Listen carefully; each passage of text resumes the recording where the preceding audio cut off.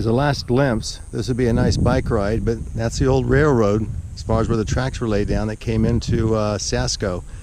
And it looks like, and you can tell by the way, because it has mineral droppings all over the place, which is what the train would be filtering at this point anyway.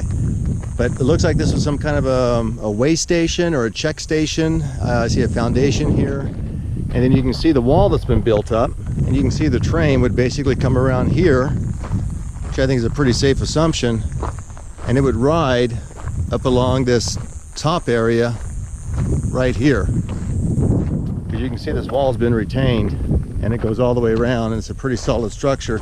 Again, mixed with stone, and it really stretches all the way around, so you can imagine how long these train cars were. And it looks like at some point it managed to either go forward, or maybe it went all the way back along here, then came down on a ridge, and then came up to, because it has to back up, it has to go in.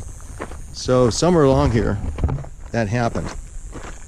But look at the pictures. I think it might be easy to put it together. But you can see where the railroad tracks were definitely up here.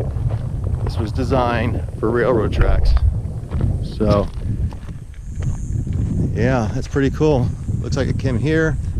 Maybe it came down or something, ramped up, came over there, and then reversed, went over there, dumped its cargo, came back up, over here, and then back along here, and then back through to wherever it was going.